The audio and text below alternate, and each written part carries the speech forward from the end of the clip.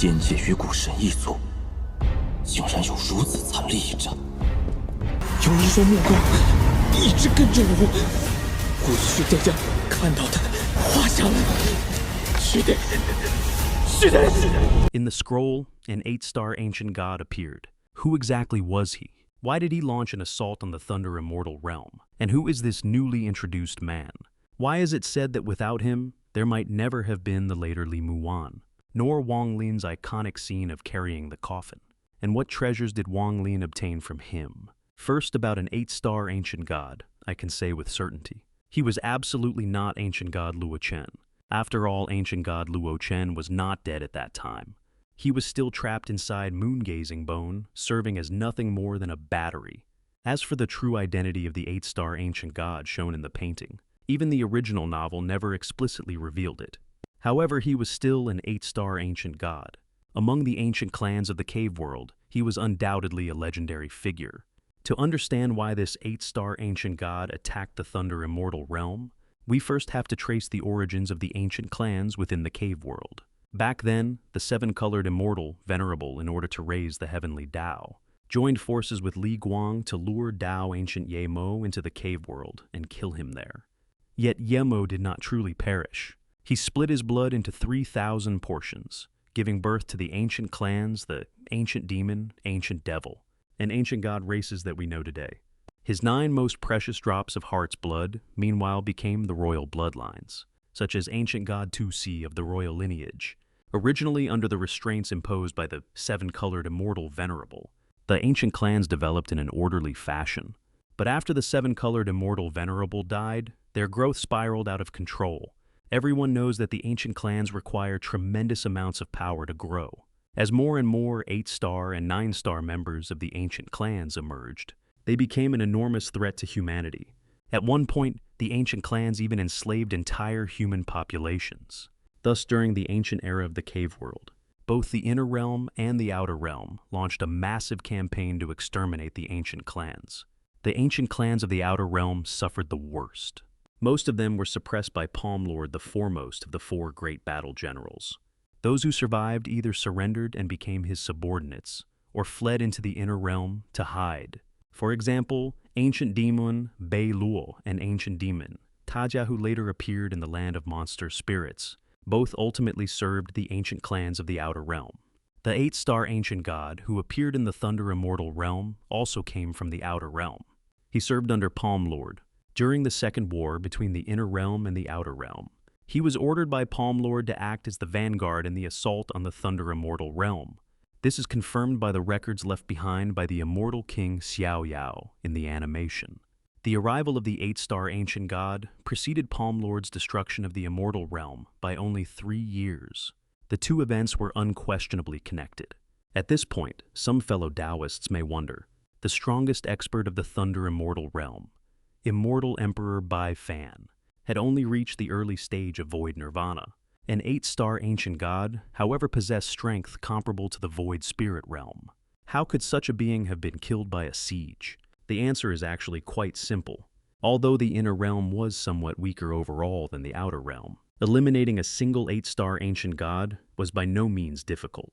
Once the 8-star ancient god descended upon the Thunder Immortal realm, experts of the 3rd step from the inner realm naturally came to reinforce the battlefield. After the 8-star ancient god was slain, Immortal King Xiaoyao was awarded a piece of the ancient god's skin in recognition of his military achievements.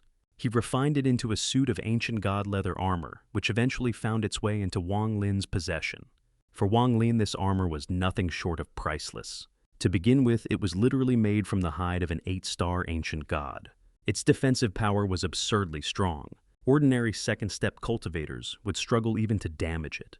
Later, whenever Wang Lin faced enemies of far higher cultivation, the protection provided by this ancient god leather armor allowed him to escape death time and again. But that was not its greatest value. The greatest fortune Wang Lin obtained from it came shortly after he left the Thunder Immortal realm. He entered moon-gazing bone once again. Because he was wearing the ancient god leather armor, the trapped Luo Chen sensed his presence. As a result, Wang Lin unexpectedly received an incredible gift that allowed his ancient god body to advance. Luo Qin not only completed Wang Lin's ancient god coming-of-age ceremony, but also bestowed upon him several precious ancient god stars. It is truly ironic.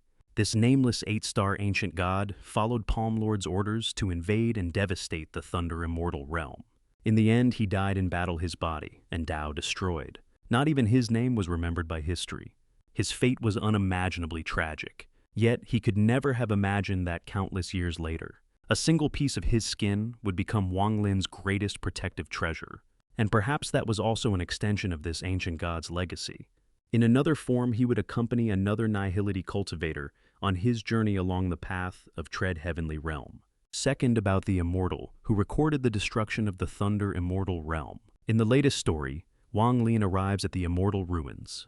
There, he not only discovers the ancient god scroll, but also learns that the Immortal, Emperor of the Immortal realm, died while pointing toward the heavens. A person who knew so many secrets naturally could not have been ordinary.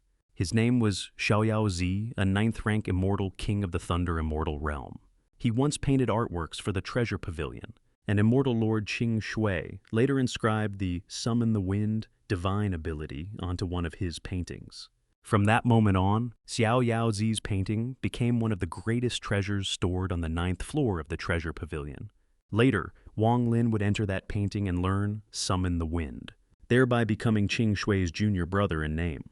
Although Xiaoyao's first appearance is after his death, serving only an indirect role and recounting an earth-shattering battle from long ago, he never could have imagined that after his death he would unexpectedly become the benefactor of both Wang Lin and Li Muwan. Let's begin with the most important point. Wang Lin obtained the heaven-avoiding coffin from him.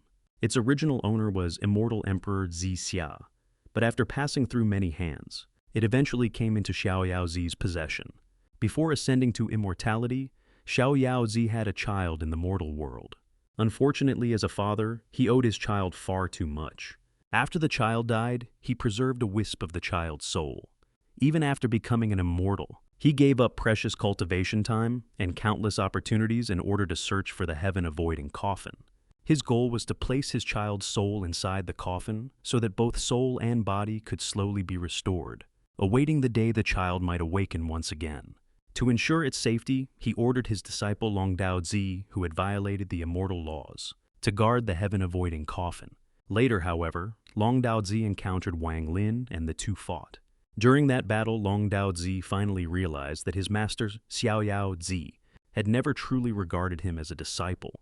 Instead, he had treated him as nothing more than a pawn destined to die. Consumed by rage, Longdao opened the heaven-avoiding coffin. The instant he did, Xiaoyao's child's remaining soul completely dispersed. Longdao then entered the coffin himself. Not only was his physical body restored, but his cultivation also increased dramatically. Unfortunately, neither of them understood the coffin's true purpose. Believing his newfound strength was enough to kill Wang Lin, Longdao failed to realize that the moment he stepped out of the coffin, his fate had already been sealed. Although the heaven-avoiding coffin could nourish damaged souls, reconstruct the physical body, and rapidly restore one's cultivation, its conditions for use were extremely demanding. In Wang Lin's hands, however, things were different. Later, Wang Lin would place Li Muwan's remnant soul inside the heaven-avoiding coffin, greatly extending the time available to resurrect her. It is also because of this coffin that Wang Lin's famous scene of carrying the coffin would come to pass. In that sense, Xiaoyao unexpectedly became the benefactor who made the future of this cultivation couple possible. Besides the heaven-avoiding coffin, Wang Lin also obtained two more priceless trump cards from Xiaoyao. The first was the ancient god leather armor. Its defensive power was overwhelmingly powerful at this stage of the story.